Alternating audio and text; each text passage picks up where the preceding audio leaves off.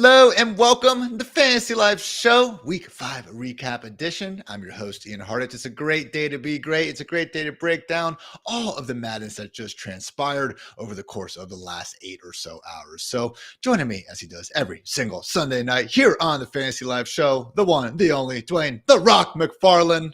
Dwain, what's up?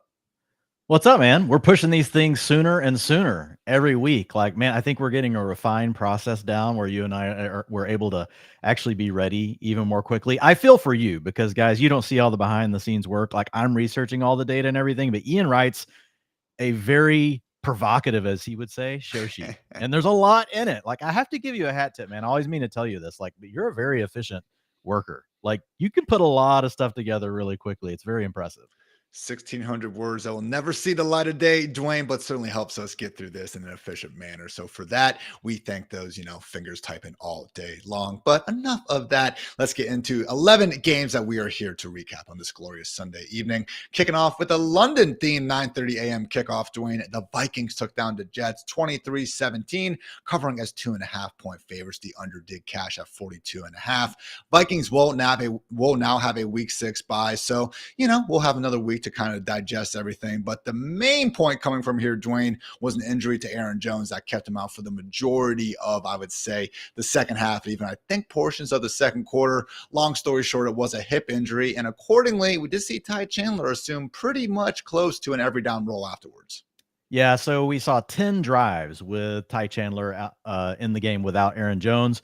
83% of the snaps, 79% of the rushing attempts, 56% route participation. So shared a little bit of the passing down work, but still had 11% target share. So if for some reason the Jones injury is long-term, which we have no clue of that, like it could be a 1-week thing. We've got a bye week in week 6 for the Vikings. So there's a chance that this is nothing. But if we did get to that next game and we find out that Aaron Jones is not playing, Ian, I mean, it would be hard to not have Chandler in that high-end running back 2 conversation. I already had somebody hit me on Twitter. Oh, man, he's not talented enough. Guys, look, we talk about talent a ton at the wide receiver position, and we care about it at the running back position. We don't want to say we don't, but if you're going to give a guy that kind of volume in an offense that we really like the Vikings, like it's going to be really hard to keep him out of being a running back 1 territory.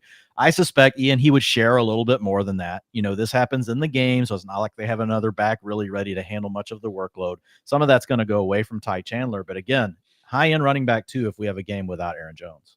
Would have been a lot cooler if it didn't drop that pitch that, hit him in the hands. They actually charged that fumble to Sam Darnold, interestingly enough. But yes, Ty Chandler, at a minimum, pretty freaking good with the football in his hands more weeks than not. We'll see how this looks after their bye. Was a, generally disappointing performance from the Vikings passing game, Dwain. Sam Darnold, 179 yards, 0 touchdowns, 1 interceptions, also lost a fumble. Even saw some frustration out of Justin Jefferson on the sideline. Didn't get much going in the second half. Finished with 92 scoreless yards on a season high, 14 targets. Nobody else. How many DPI yards? Dude, how many questionable DPI yards, by the way? You're correct. What are they doing? You are correct. Those were questionable. It's showing DPI yards drawn of 53. I felt like it was 1,000.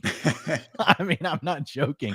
I have to give a hat tip, dude, to all of the cornerbacks for the Jets. I know there was some holding going on. Yeah. Man, it's pretty tight coverage across the board. This wasn't just a Sauce Gardner thing. Like the guy Reed, I didn't even know who he was until this game. And I'm like, okay, I see you, bud. Like coming out here and putting the clamps on Jefferson. Obviously the clamps, Ian, he's still, out here with a freaking 38% target share, and in a bad game gets you 15 PPR points. DJ Reed always getting, attention on Sunday afternoons by virtue of being the guy on the other side of Sauce Gardner. So again, really was a nice performance from the Jets. And, Dwain, it's one of those things where, yes, I realize Sam Darnold looked really bad out there today, but that doesn't erase the previous 4 weeks where we saw him looking pretty freaking good. And let's face it, this Jets defense, they've made Josh Allen look pretty mortal over the years. I mean, if there was a test you're going to fail, kind of makes sense it was this one. Yeah, the Jets, I think this confirms more than anything that the Jets are a really good defense. I don't think this says anything about Sam Darnold. Is Sam Darnold going to be the best quarterback in the league efficiency-wise all year? Probably not. But, I don't think there's anything making us think that he can't be a top 6-8 guy, from an efficiency standpoint. Still made some really great throws whenever he was able to use play action and a lot of those other things. Like there was there were a couple times where I'm just like, man, like I'm still very impressed with what's going on with Darnold. Just a hat tip, to the Jets defense today. One other thing I will mention real quick in the receiving core, because Jordan Addison battled the 2 injuries already this season. Last week we saw him kind of get back out there, get in the mix. He ended up scoring some fantasy points last week because he had the end around rushing touchdown. This week only came through with 6.6 points, but guys, a 29% target share today, 97% route participation. Now, this could be a more crowded offense by the time we see the Vikings again, because TJ Hawkinson, we know, started practicing again last week. So after the bye, we could see Hawkinson back. So I don't want to overestimate what Jordan Addison has in the bag here, but still 29% target share, really nice underlying performance, even though he didn't come through in the box score for the Vikings. Man, I'm looking at the schedule now. Week 7, Lions, then the Rams, then baby. the Colts, then the Jaguars. Get your popcorn. Trade for all Vikings. About to say, man, that's going to be one heck of a 4-week stretch. I'll make sure, with bye weeks every, around this time of the year, I like to put out some just strength of schedule analysis for the next 4 or 5 weeks that helps get us through. Have a feeling, Dwain, those quarterbacks and wide receivers on Minnesota are going to be popping in a major way there. So good on Minnesota. Still very much undefeated. What a time to be alive. Meanwhile, on the other sideline, Dwain, we did have the New York Football Jets drop to 2-3. Aaron Rodgers did suffer an ankle injury. He was limping around out there, confirmed after the game. He is dealing with a low ankle sprain. So certainly something to keep an eye on. And judging by the way the media covers every quarterback injury, I have a feeling we'll be hearing plenty about that. Also, they have Tyler Conklin banged up, so keep an eye on those throughout the week. But otherwise, man, finally got some fantasy points out of Garrett Wilson. How we feeling? Feeling good. I mean, look, Garrett Wilson's a really good player, but they're still not all the way there, Ian. I mean, we got to really watch a lot of this game because it was an island game early this morning, and man, this could have been a huge game for Garrett Wilson. I mean, I'm happy he hit all the ladder bets that I put out there for him because he got over the 100 yards. So I had Garrett Wilson at 79, 89, 99 and a half. Like, it worked out, but it could have been a massive game. And I saw people tweeting, hey, I think it was Ben Solak had a really good tweet about it. It's the most targets that we've ever seen to a player where it's the least yardage we've ever seen for a player having 18 plus targets, I think was the number Ben used. 22. Look. He had 22 in this game. So, but still, guys, 43% target share. They're not completely in sync, but Rodgers knows that Garrett Wilson's his best weapon. Garrett Wilson is the guy that's consistently getting open. So the way I like to look at it, Ian, is more of a glass half full kind of thing. Do we really think that Rodgers and Wilson, that they're just not going to be able to establish this connection all year? Rodgers has already shown he's not going away from him. If he truly didn't trust him, he wouldn't be throwing him the ball anymore, because we've seen him. He did that to Devontae Adams early in his career. But the thing is, he doesn't have a Jordy Nelson. He doesn't have someone else to turn to here. Like, Lazard's been nice. Tyler Conklin is nice. Mike Williams still recovering, but none of those guys are good enough to really force Aaron Rodgers' hand of saying, well, I can't trust what Garrett Wilson's doing. And oh, by the way, some of those things were on Aaron Rodgers today, not on Garrett Wilson. That wasn't all on Garrett Wilson. Did see the potential 41-yard touchdown late in the fourth where Garrett roasted Stephon Gilmore, unfortunately overthrown, and we were left sheeshing. So 13 catches, 101 yards, and a touchdown on those 22 targets. As Dwain mentioned, again, averaging under 5 yards per target. Not going to freak out here, but hey, those fantasy points still looking pretty good in the box score after what we've been through during the first 4 weeks of the season. Elsewhere, Dwain, you mentioned Allen Lazard, 4 catches, 34 yards, and a touchdown. Could have had a second one. Unfortunately, he dropped what could have been, again, a 14-yard score. Mentioned all that DPI, also had quite a few on Garrett Wilson, but otherwise, man, I think the big story was just another dud out of Breece Hall, 37 scoreless yards on 12 touches. And meanwhile, Braylon Allen once again looking like a potential thorn in his side as we move on. So did we see any sort of drop off in the utilization with the rookie playing so well behind Breece? No, I mean, he scored 6.7 fantasy points to your point today in a PPR. Like, that's not what you're looking for, especially coming off of the, that's a dud last week. What is that? A near goose egg last week. So, but 75% of the routes, man. I mean, 75% snap share, 64% of the rushing attempts, 63% of the routes, 8% target share. He's at a 15% target share on the season still. So when I look at Breece Hall, you don't want to be selling low on this guy. Don't do it, guys. You want to either be holding or buying on Breece Hall. Trust me on this. Braylon Allen, yes, he's getting some carries and things, but 64% of the attempts, Ian, 75% of the snaps, all those routes, that's still a running back one profile.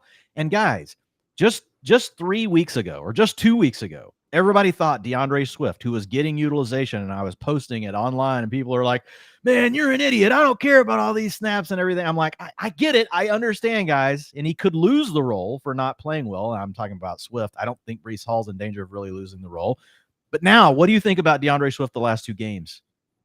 Yeah, and we'll get to him in a little bit. I mean, averaging over 24 fantasy points per game. Breece Hall is still going to score his fantasy points, guys. Now, we're acknowledging he's not going to be an 80% snap guy. He's not going to get to be the old CMC or this year's Kyron Williams. That's out the window with Braylon Allen. That kind of sucks, but you still have a really good player, Ian. So he is a hold or a buy only. You should not be selling Breece Hall.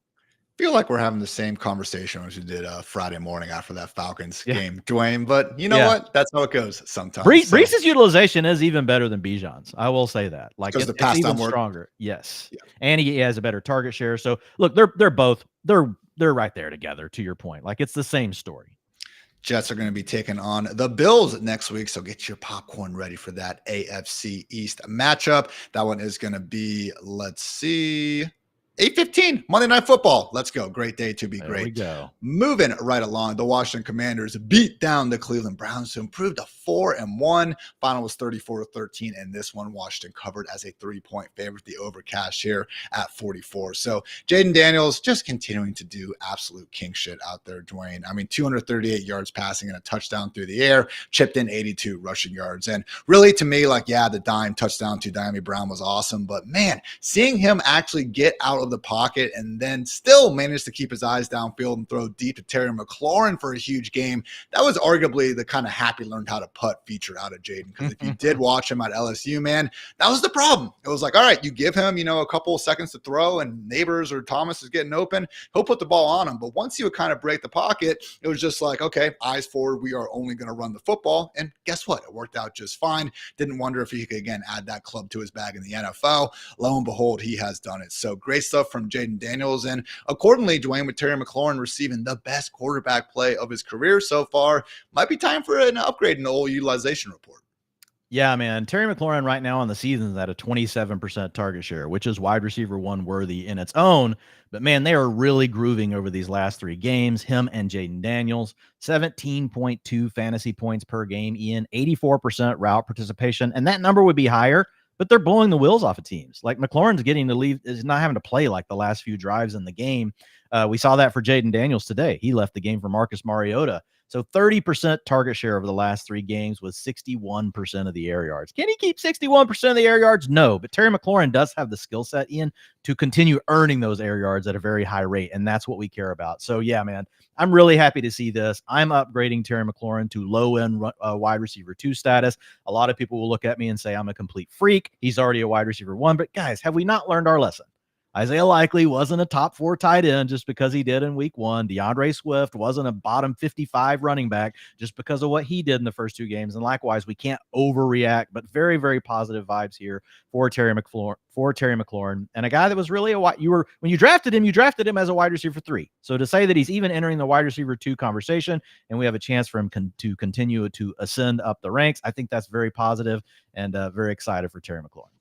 112 scoreless yards on the day. Could have been even bigger, though. He lost a fumble out there and had a potential 12-yard touchdown in his hands. Got the toe drag in, just couldn't quite hold through contact with the ground. A catch we certainly expect him to make more times than not out there. So only other sheeshes for the Washington Commanders offense was Zach Ertz. Maybe could have had a 5-yard touchdown. Seemed like one of those situations where he kept running. Daniels thought he was going to sit, or vice versa, as you're dealing with that open receiver against zone coverage. Also was later overthrown for a chunk down the seam. So yeah, only 2 catches for 10 yards, but with those 8 targets, continuing to be someone that, especially in full PPR scoring, we can trust in a pinch. Only other note on the Commanders, Dwayne, is this backfield that had Brian Robinson available, but from looking at just the raw box score usage, seemed like he was limited out there while playing through that knee injury. Yeah, they rotated in Jeremy McNichols as well. I was actually just pulling it up with Jaden Daniels on the field so I can just get rid of, because I wasn't for sure what drive Jaden Daniels came out. But I'm pulling it up. So yeah, looking at it when we had Jaden available to us, and that's still not perfect, but it was 38% of the snaps to Brian Robinson, 52% to Austin Eckler, and then 16% to McNichols. So they did give a little bit more of the work today to Eckler. As far as the rushing attempts, 25% to Brian Robinson, but that's mostly because 39% went to Jaden Daniels. Once you put his design rush attempts and scrambles together, he had 11 carries today and only 7 for Robinson. But to your point, they let him keep that role that really matters for him, which is getting those carries inside the 5. He was able to stick 2 of those into the end zone for scores. Now looking like the B Robinson to have in fantasy football, Dwayne, which I know a lot of people weren't expecting. But since week 1 of last season, Brian Robinson, 14 touchdowns, Bijan, just 9. So people are whispering. Also, Austin Eckler, 97 total yards on just 8 touches, averaging, I think, north of 10 yards per touch this year. Certainly, staving off everyone that was saying he was washed during a long offseason. So Jerry McNichols, yeah, probably not going to be as involved in the non-blowout game script, but dude, during his touches as well. Shout out to him for having a huge hit on kickoff. Love seeing that out of some of the backup players. So, Dwayne, such good stuff going on in Washington and pretty much the exact opposite mood over in Cleveland. I mean, at this point in time, man, can we trust anyone as like an actual worthwhile fantasy option? Because this was supposed to be a great matchup. We were allegedly supposed to have kind of a consolidated offense. And once again, man, here we are just looking at a low point total with a lot of duds in the box score. No, we can't. Look, I mean, if Deshaun Watson can't cook against the Washington Commanders, then like, what are we doing? I mean, this is the one secondary that's really kind of been that option. Now, maybe they're getting better. They held down the Cardinals again last week, so we can't just assume that the Commanders will continue to be bad all year. But I'm still betting on them not being that good of a defense once they play a capable offense. So we'll see how that goes on their side. But yeah, as far as Deshaun Watson, like, shouldn't be near fantasy lineups. Obviously, people already know this, but it's the big person that is really hurting Ian is Amari Cooper. Amari Cooper right now, 94% route participation on the season, has a 28% target share and a 51% air yard share. In most locations, in most cities, that would be like locked in as a wide receiver 2 or a wide receiver 1. So we'll see what happens. I know Stefanski's already come out and said we're not switching quarterbacks. I don't know why. I really don't know why at this point. Well, we do know why. The dollar signs with what they're paying to Watson. But still, like, you got to be losing your locker room at this point. Jameis Winston would be a much more fun experience for everyone involved. And not just the players.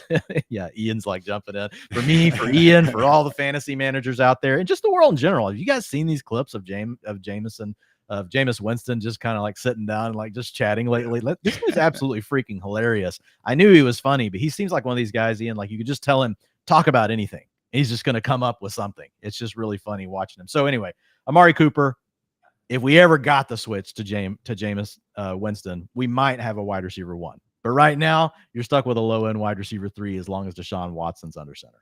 I will say Cooper, more weeks than not helping his cause. He's probably tied with Dontavian Wicks for the most drops in the NFL at this point. Really had a rough, week 4 in that department, as we saw against the Raiders. So again, is it mostly on Watson? I think you could probably say that. I wouldn't put all 7 of those sacks against him. He's not helping the cause, that's for sure. Also wouldn't necessarily expect this offense to be putting up 30 points per game just by switching the man under center. So we'll see what happens. Getting Nick Chubb back soon. Hopefully the getting healthier offensive line begins to gel. But yeah, rough times in Cleveland, to say the least. Only other note I had here, Dwayne, wasn't David Njoku back in a full-time role? Because I thought he scored a touchdown at the end of the game, but lo and behold, it was the other tight end wearing number 80, a problem that we had a bit later in that Ravens game as well. No, he didn't get his full rollback. They were kind of limiting him today. Obviously, later in the game, they really protected him. So my guess is the next game we'll see him more back to his normal capacity. But they held him down a little bit today. And we had the weird rotation reappear with the freaking running backs. I mean, we talked about this on the show last week. Jerome Ford, okay, 3 out of 4 games. The guy's been over a 70% snap share. I think we can finally trust him. Just kidding.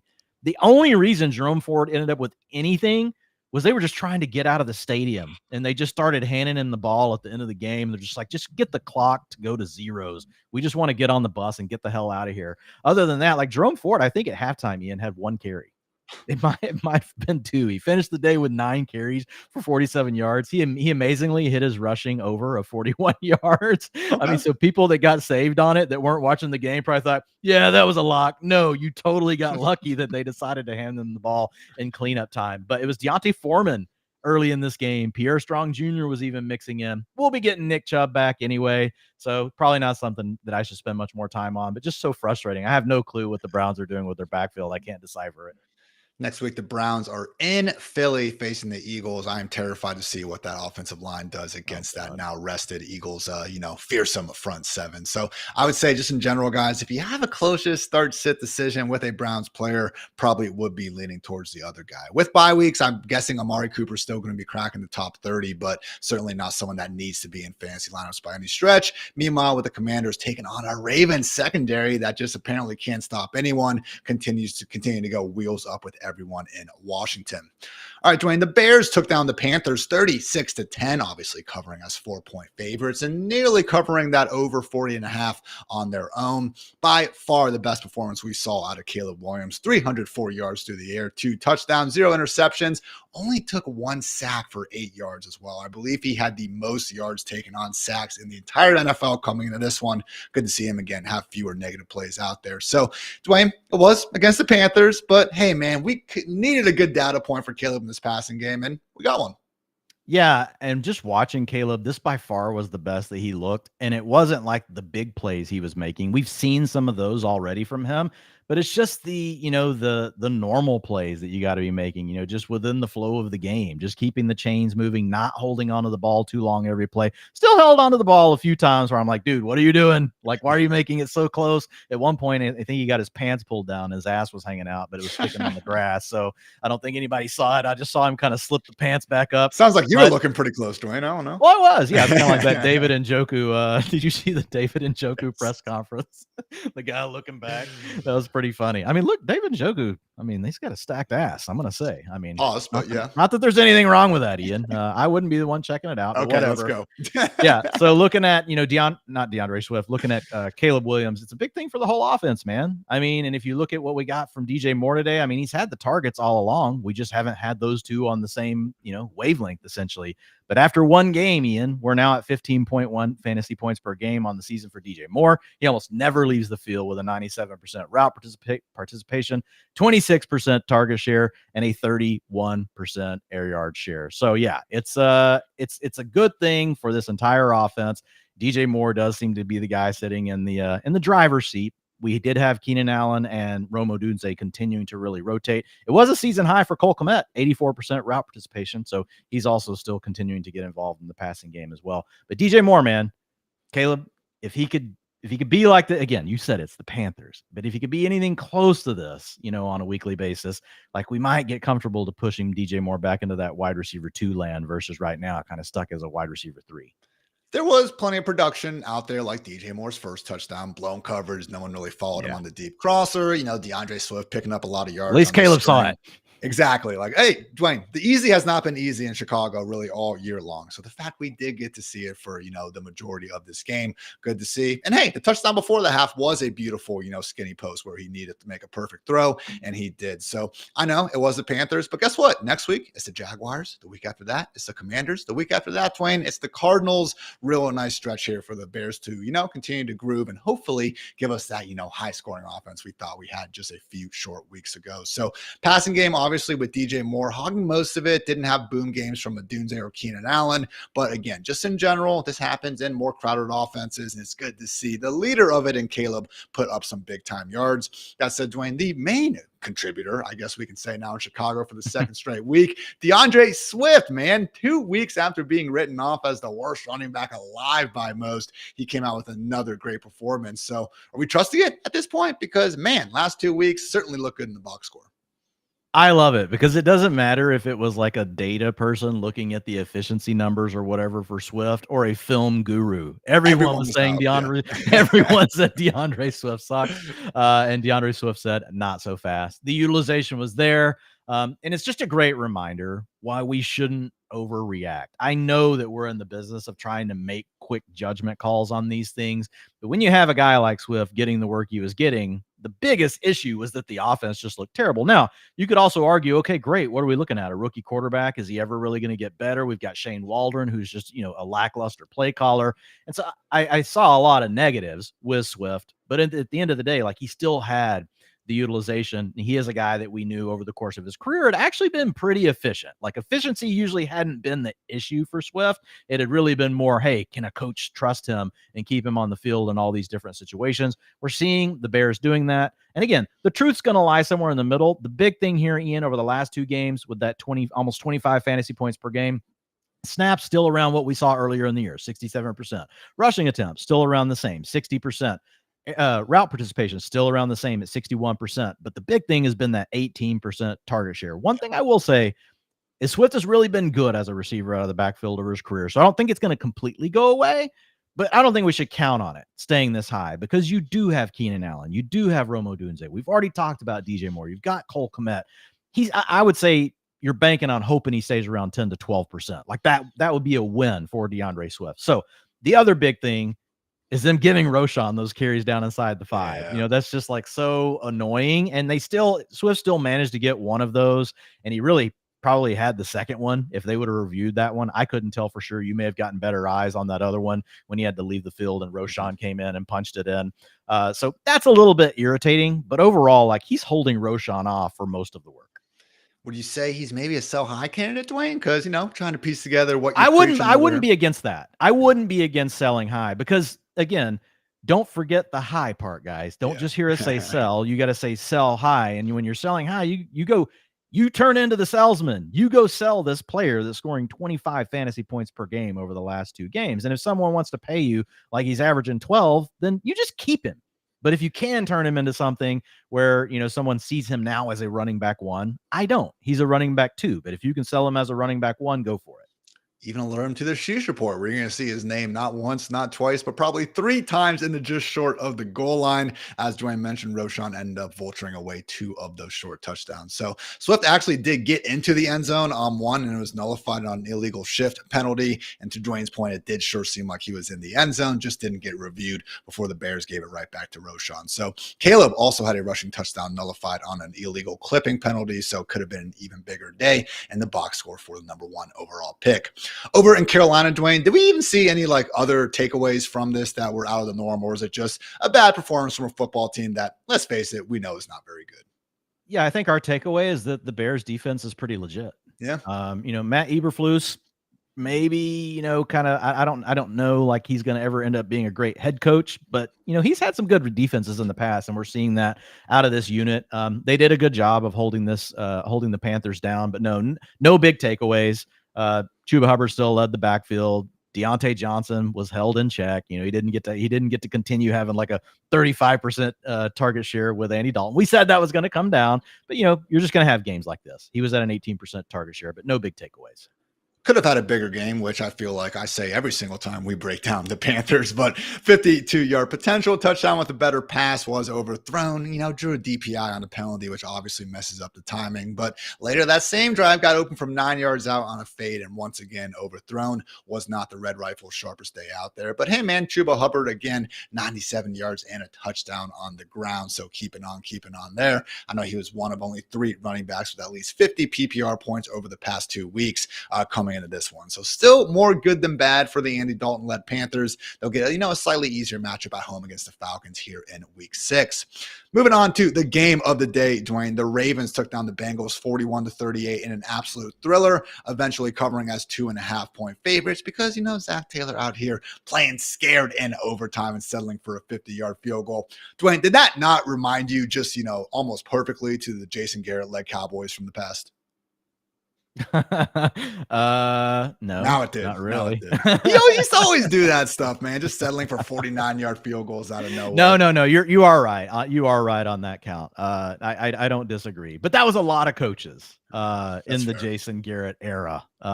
We just now the coaches are now are slaves to the analytics for the most part now. That's fair. Well, either way, Ravens almost covered the over on their own at 48.5, and really just was another masterful performance from Lamar Jackson. I mean, this kills me, man. The dude goes for 348 and 4 touchdowns through the air, but the first time he misses an open receiver next week, we're still going to have people try to slander this man, calling him a running back, which guess what? He's pretty good at as well. 55 yards on the ground. Derrick Henry also quite good at running the football. 15 carries, 92 yards and a touchdown. Got stopped just short at the goal line, almost had 2 2 touchdowns, and Dwain nearly, had a walk-off score 51 yards down inside the 5-yard line to ice things in overtime. So Lamar's great. Henry's great. We all know that. I thought we knew Mark Andrews was great, Dwain, but apparently he might be the tight end 3 on his own team now. Yeah, man. Charlie Kohler out here now stealing touchdowns from Mark Andrews. Isaiah Likely had 2 receiving touchdowns. It's tough, like, to trust this wide receiver room, but I think what we have seen over the first 5 games is Likely, if you want to call it, he's the starter. He's going to be right around 70% route participation. Now, he's not getting 80, 85 like we would hope, but he's been right around that number, and he was at 72% for today. Didn't have that many targets, 9%, but he had 2 that really mattered, and Lamar Jackson likes to look for him down there. So Likely, really boom bust, kind of low end tight end 1 at this point. You don't know what you're getting. Are you getting a top 3 performance, or are you getting, like, a tight end 27 performance out of Likely? You don't know, but it's better than what you're getting out of Mark Andrews, Ian. 49% route participation, which is sad to say. That was an improvement over last week. But again, we've heard from Harbaugh, well, it came down to the game script. We weren't really throwing. We were throwing the ball the whole game this time, and Mark Andrews was not involved. So this is really bad for Andrews. I saw Sigmund Bloom telling people to, hey, still remain patient. We know Mark Andrews is really good. We don't know what's up with, the injury. And not to, like, put any words into Bloom's mouth. You guys can go check his Twitter feed. But there's part of me that wants to say that, Ian, and there's part of me that just wants to free everyone, and just say, the problem is, what do you go pick up? It's not like there's something sitting on your waiver wire that says, pick me up over. And now I guess apparently we'll talk about Tucker Kraft later today. Maybe that was the one, but at least he was a young player. I don't know, man. It's really tough for me to advise dropping Andrews, even though he stinks, just because the other options aren't great. It's honestly, it's kind of like Isaiah Likely, where we're 1 injury away from being able to trust him. I just didn't think it'd be that scenario for Mark Andrews as well, I'm with you. I did not either.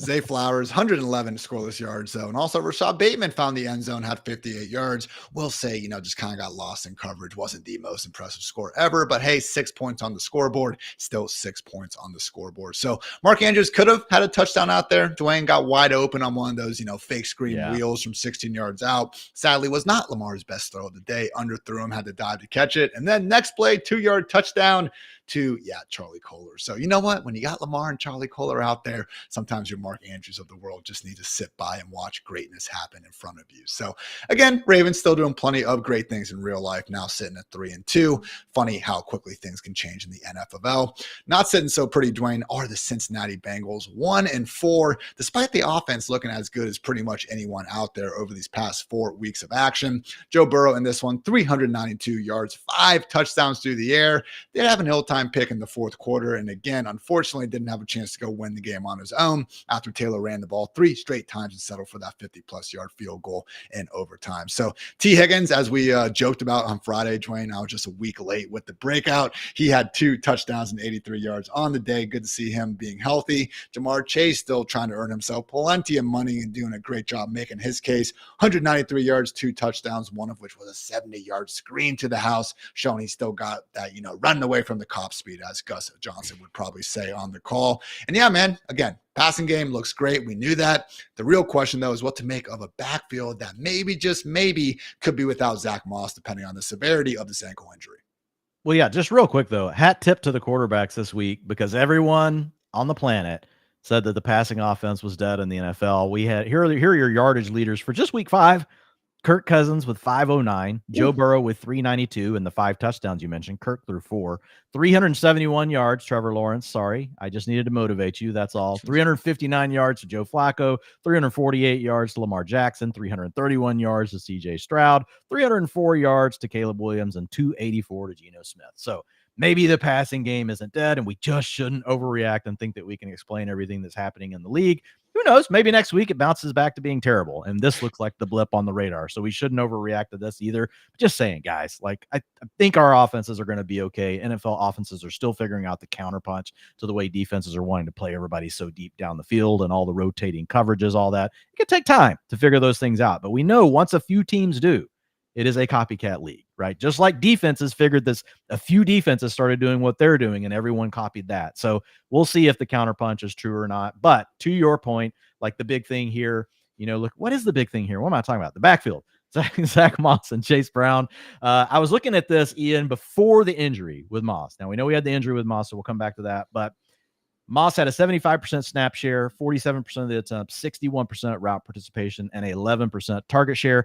Chase Brown, 42% of the attempts. So really kind of a split, backfield as far as the carries go, but only a 25% snap share versus that 75% for Moss, mainly because he wasn't out there again on the passing downs.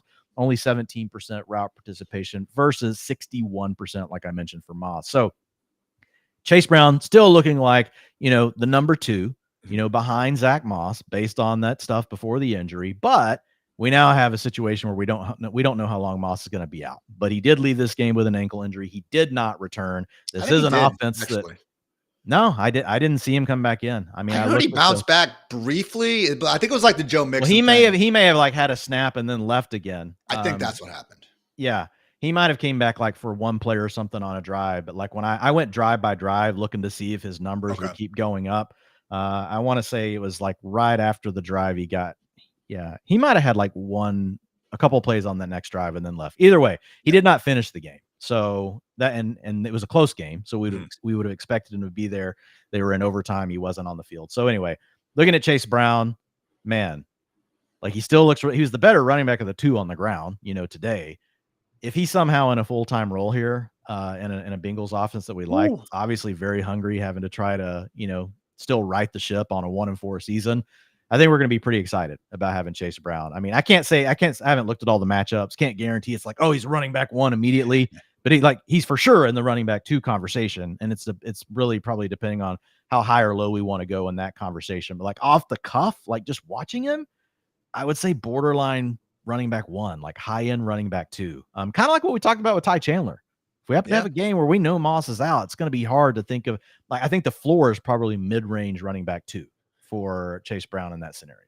I'm sure we'll see Travion Williams be active and, taking away some of those pass protection snaps, maybe some of the early down carries, not all that dissimilar from Zach Moss and some of the some of the snaps he gets without touches. But make no mistake about it, if we can guarantee anything close to 15 to 20 touches per game for Chase Brown, Dwain, we are feeling really good. And especially with bye weeks, I do think he instantly becomes a top 15 fantasy option at worst. So again, keep an eye on this. They are going to be facing the New York Football Giants next Sunday night. Certainly not all that much time for Moss to get right. So we'll see what happens. Dr. Edwin Porras was saying that his closest kind of comp to it was that Joe Mixon injury. Had other people's, again, insinuating that it could be of the high ankle variety. So sure, we'll hear more on it here before too long. But yes, very, very arguably the most impactful injury facing the fantasy football world. Dwain, before we move on, I do want to let you know that your Cowboys are in a 30-minute weather delay. So you and everyone else take a deep breath. Your Cowboys too. Are you trying? You bailing on them? No, never.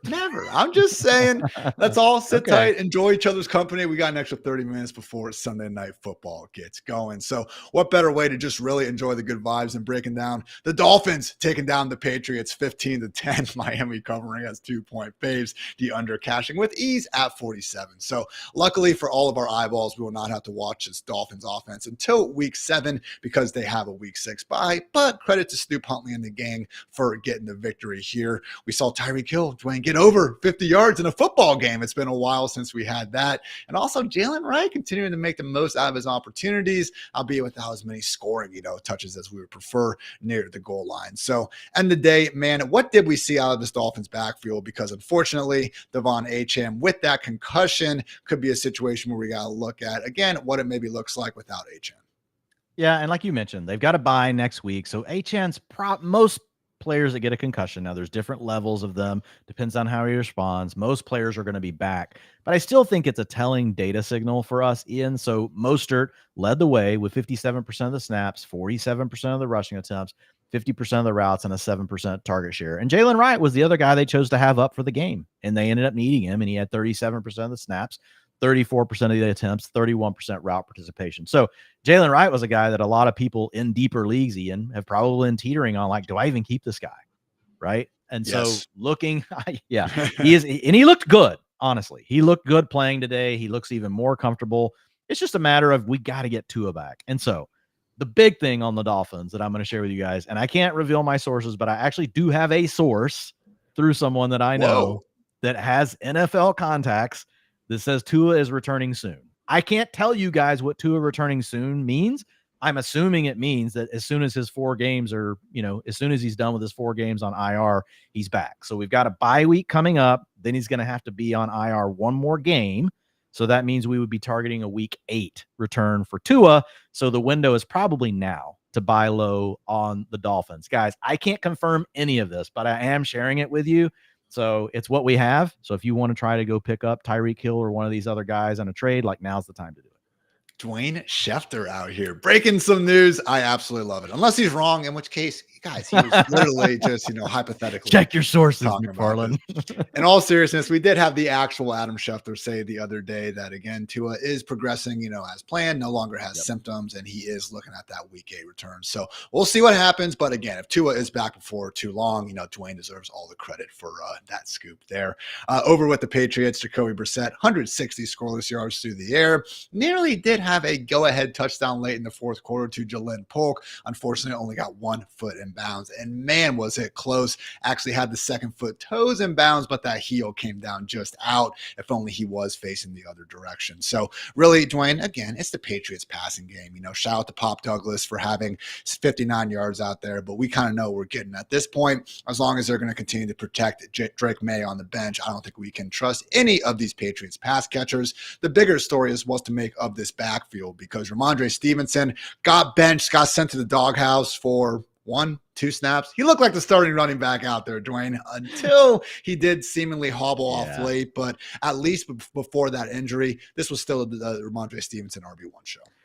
Yeah, and I didn't go back and remove the injured snaps. I felt Ramondre returned later in the game, so I didn't have time to quite decipher all of it. But to your point, basically he didn't start, which is kind of what you think when you hear it. Hey, he's people took it too far and they said he was benched. He was never benched. They just said he wasn't going to start the game. The coach said he was going to, Mayo said, I'm going to sit him down, have a talk with him. And if you read the context of that, it was like, he can't be fumbling. It's basically, we're going to sit you down for a series and just kind of give you a slap on the wrist, protect the football. And so what we saw was really a role, even with the injury, Ian, that was very similar to what we saw over the last 2 games, which wasn't the role you saw in the first 2 weeks, where the guy was dominating everything, but he had 46% of the snaps. But the big thing, 63% of the rushing attempts. A little bit less work in the passing game in this one. That was the big thing I noticed. It was down. And again, that could have just been due to the injury and the way some of these drives worked out. Ian, I don't know for sure. But the big takeaway for me on this, 19.2 fantasy points, Ian, in this game, you might have another sell high window on this guy. So just go do it. You're not going to get to be in game scripts where the Patriots are in games and they can actually be handing the ball off in a favorable game script to Ramondre Stevenson very often. It just so happens they played the Dolphins without Tua this week, and this worked out to be another one of those games. I feel like the Patriots are one of these teams that are just teetering, Ian. I know they kind of look like they're hanging around in games. And when I watch them and I look at their roster, I'm like, I don't know how long this can last. At some point, do the players keep doing everything that they're doing? I feel like we're going to see some games where they're getting blown out 24-0 by halftime. That's going to be terrible for Ramondre. I just don't think they can score a lot of points. So try to sell high again on Ramondre Stevenson if you got stuck with him and weren't able to sell him after the first 2 weeks. Let's go ahead and move on to a far more entertaining game. The Jaguars took down the Colts 37-34, and with that victory, there are no more winless teams left in the NFL. So good job by the Jaguars getting that monkey off their back. Colts did still cover behind Mr. Elite Joe Flacco as 3.5-point dogs, and the over again cashed with ease on this high-scoring Sunday. Just a lowly 45 points on that one. So Trevor Lawrence, Dwayne, we were hoping for 225 yards. He gave us 371 out there. Yeah. So yeah, he had a bad interception. Wasn't a perfect performance, but hit Brian Thomas Jr. on a wide open 85-yard touchdown. Good to see that. Also hooked up with Christian Kirk 61 yards deep downfield. Again, had to watch him miss quite a few of those layups in week 4. So really it was a nice bounce back performance. So really, man, we saw the just kind of Jaguars start to shell up there at the end when Joe Flacco came screaming back late in the fourth quarter. The Colts scored 24 points during the final 15 minutes of action, and T-Law was able to keep his composure, didn't panic, able to march them down and get that game-winning field goal. So good game from T-Law and company. Now let's just see them hopefully do that each and every week out there. But for you, Dwain, does this really change anything about the passing game? Because again, great job, everyone involved. Brian Thomas Jr., absolute stud. We always knew Christian Kirk was good, but we also knew that this Colts defense, not exactly a world-class unit. Yeah, pretty bad unit. So kind of entering that Commanders territory, might try to take the mantle away from the Commanders. Wow. So that might be our biggest takeaway, is that if Trevor Lawrence can do this to you, it's like, for real, you really are bad. Now, again, to be fair to Trevor Lawrence, we've talked about this as well, how he's a notorious slow starter.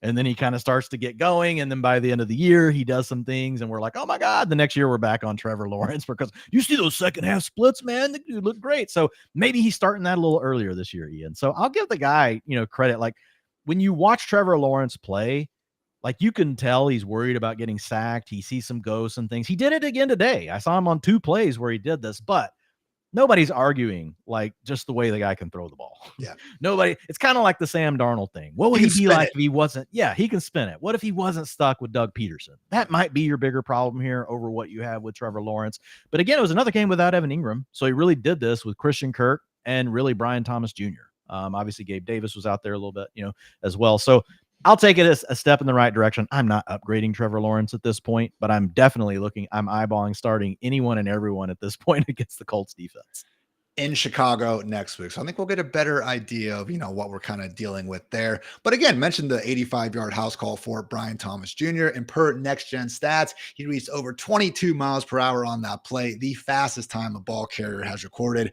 all season long. So Dwain, at this point in the season, we'll see what the stats say after Monday Night Football, but Brian Thomas Jr. is knocking on that legit wide receiver 1 door if he hasn't broken the thing down already. Now, I know it's just a 5-week sample size. I'm not saying we have to rank him as a top 12 option, but at some point, man, Brian Thomas Jr. versus guys like Amari Cooper versus these number 1 receivers that aren't putting up the same sort of numbers, BTJ, man, making a lot of good things happen. Is he someone that is now for you cracking that top 20 on a more weekly basis? Looks really good, man. I'm going to keep him right there in that boom bust wide receiver 3 territory, though, for one more week. And the main reason is because Evan Ingram was close to returning this week. So I'm guessing that he's back for the next game. So I want to see, what does this offense look like when we got 3 mouths to feed? But there's no doubt that Brian Thomas Jr. can come through in any given game. I had someone reach out to me this morning on Twitter, Ian, and they're like, hey, I really want permission to essentially bench, Breece Hall to get Brian Thomas Jr. in my lineup. And I was like, look, I wouldn't do it, but hey, fantasy is about having fun too. So if you want to follow your gut, go with it. And then I kind of gave him some information backing up why I would go with Breece Hall. Cause you know me, Ian, I can't just say, oh, just go do this. So I have to give him, here's the why. And he's like, yeah, you're right. And later I'm like, damn, man, I'm sorry. Like, you should have just went with your gut. Screw all my numbers and data and analytics. My wife and family all just left me. But that's what we're here for, Dwain. We're here to help guide people. And when we are incorrect, now they have someone to blame instead of the man in the mirror. So gotta love that. And gotta love everything Tank Bigsby has done this year. My God. Most stats would have told you he was the NFL's single worst running back last year. And now, Dwain, a lot of those same stats are telling you he is unironically the best. 101 yards on 13 carries, not 1, but 2 touchdowns. And oh, hey, he also managed to catch a pass, which is a rarity from him based on what we've seen in the past. Rumbled 28 yards and nearly got another score there. So really, man, outplayed Travis Etienne as he's done all season, and it sure seemed like, Dwain, that finally started to reflect in the utilization as well. Yeah, man. Well, really, we've got a 3-game trend of when Tank Bigsby has been healthy, that this is a much closer split than what people think, but it got very close this weekend. We saw 40% of the snaps go to Bigsby, 39% to Travis Etienne. So that's obviously a split. You guys don't need me to do the math on that for you, but 57% of the rushing attempts went to Bigsby. He really became the lead runner of the group. Whereas we saw Travis Etienne still hang on to the better route participation at 44% versus 24% for Bigsby, and he had a 21% target share. The problem for Etienne is if he's in this role, and we just talked about the return of Evan Ingram. Evan Ingram gets a lot of those low ADOT throws, so I would be pretty worried about Travis Etienne. If you've got him on your fantasy team right now and someone's still willing to treat him like even a high-end running back too, again, things can change, guys. But watching Tank Bigsby, Ian, he's the better player of the 2 right now. Is he going to be the better player of the 2 all season? I can't say that for sure. We can't say that. But I will say, for Travis Etienne's career at this point, overall, Like there's been some nice plays here and there, but I would say underwhelming for what we expected of him being a first round NFL draft pick. And I think Bigsby just has the attention of this coaching staff. And man, he has a blend right now. We knew Bigsby had power. I saw that at Auburn. I saw that in college. But the explosiveness and the speed we're seeing from him and his ability just to kind of create these angles that create major problems for defenders, especially trying to get him to the ground because he's a bigger guy. Man, I don't see how they go away from him at this point. I'm not saying he takes over the backfield, but I don't see right now. Like it's going to take a major mistake, in my opinion, from Tank Bigsby to really see this somehow suddenly flip back to being Travis Etienne's backfield. I think this is the new normal. Are you ready to treat this pretty much like Pittsburgh or like Cincinnati, where we have both running backs almost right next to each other on that RB2 borderline? Absolutely, man. Look, and Bigsby, man, still available right now. I know if you're listening, not in my league, pal. Well, 78% of Yahoo leagues, he's available. I don't make the rules. I'm with you guys. He's not available in any league that I'm in or probably that Ian's in. So we're in your boat. We're with you, but we're just going to live vicariously through the people that actually do have him on the waiver wire. He was my number one recommended running back pickup last week because of what we saw in the film. Well, now the utilization getting closer. Man, so he'll be the number one again for me this week, Ian. So if he is available in your league, don't be shy with Tank Bigsby. Man, if something happened to Travis Etienne, man, and here's the other thing. We can't say that they don't suddenly shift to giving Bigsby more of the carries. I mean, he looks better than Etienne. There's a chance that this is just one stop along the way to Bigsby being the running back one for this team at the end of the year. Again, there's a range of outcomes. We can't say any of those things are for certain. But there are outs here where Bigsby continues to improve his role. And man, if that happens, you're really going to want to have him on your fantasy team.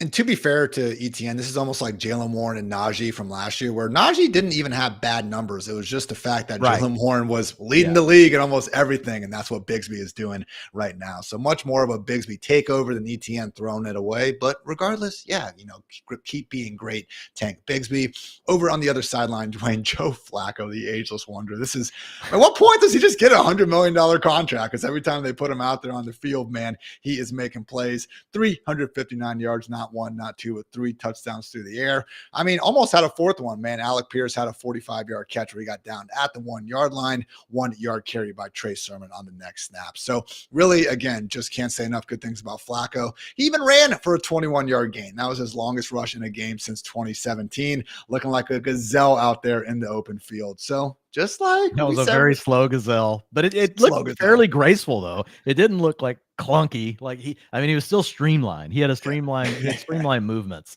I'll give him that. He's got long gait. He's like 6'10". Yeah. He's so freaking tall. I mean, it's hard to look fast when you're that tall. Now, as we said with T-Law, Colts not exactly the toughest matchup in the secondary, and the same thing goes to that Jaguars defense. But man, at some point, Dwayne, this sample size is starting to build up. And you look at next week against the Titans, L'Jarius Sneed and company, certainly not a group that's been pushed over much this year. But hey, I'm, kind of done betting against Joe Flacco, keeping on at this point. Not so sure we're going to get another experience, though, Dwayne, because Jay Glazer did report on Sunday morning that the Colts are hopeful Anthony Richardson plays in week 6 while dealing with that oblique injury. But hey, man, as long as Richardson is out, all of these wide receivers are getting pretty nice bumps up the ranks, as they did today, to be fair. Yeah, absolutely. I mean, the guy here that has my attention, obviously Alec Pierce. Let's just give Alec Pierce a hat tip. He's the guy that always gets forgotten in this conversation. You and I have talked about it behind the scenes multiple times, and you're funnier than me. And your tweet was great. The HR thing, oh, right. Where it's like somebody, Shaheed, Rashid Shaheed's a wide receiver too. Oh, aren't you so handsome or whatever? Oh, Alec Pierce, don't look now. He's a wide receiver too. Calling HR. So. The guy, look, man, he looks like Andrew Erickson as well. When you look at his headshot, he's Andrew Erickson from Fantasy Pros, but love you, 6 Andrew. inches taller. We love you, Andrew. But Alec Pierce, a tall human being. But man, Josh Downs is the other one, Ian. Since being back, a 28%, 32%, and 27% target shares. Oh my God. We actually did hear the beat reporters telling us he looked like the 1A in training camp. Well, now we're seeing that actually come to light. Not that Michael Pittman's not getting his targets, because he is, but Josh Downs, I mean, dude, that's phenomenal. And to your point, if we do get another game without Joe Flacco, doesn't sound like that's probable, but if it were to happen, when I look at Josh Downs, that's a low end wide receiver 2 with potential to give you a wide receiver 1 performance any week. Now, why is that a wide receiver 2? It's the air yards. Those still aren't there for the most part. He's still pretty much like he's got like a tether on him where he can't go so far past the line of scrimmage. Like it's like his mom's got a leash and is holding him back. So if he got some more of those deep shots, which we know both Joe Flacco and Anthony Richardson can deliver, and I don't think we're doubting necessarily that Downs has the ability to do that. We saw that on his college film. This is a guy that can get vertical out of the slot. They're just not using him that way right now. So that hurts him a little bit. But with Anthony Richardson, if he gets back, like the best I can do with Josh Downs is like a low end wide receiver 3 when you put it all together, because we need the deep shots, Ian, to really unlock it. And the way they're using him right now, that's a bit problematic if we get Richardson back. Mentioned Pierce making certainly the most of those deep shots. 3 catches on 3 targets for 134 yards and 1 touchdown. Again, oh so close to having that second score. AD Mitchell, though, pretty nice game for him, at least, because Lord knows this man could not buy a catchable deep ball there in the first month of the season. 4 catches for 38 yards, and even had a throwback screen to Tyler Goodson that gave him, 1 whole fantasy point in the passing yards department. So, Dwain, I was looking at the box score kind of earlier in the game before Pierce started going bonkers in the second half, and it looked like an AD Mitchell takeover. Certainly didn't seem to be the case, but like how split was it? Because before this week, man, Mitchell was getting kind of buried.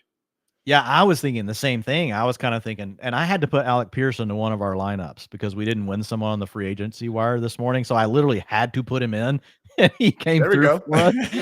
It actually ended up working. I can't even remember who I was trying to pick up, but Alec Pierce was definitely better than that person. So thank you, Alec Pierce, and sorry for ever doubting you.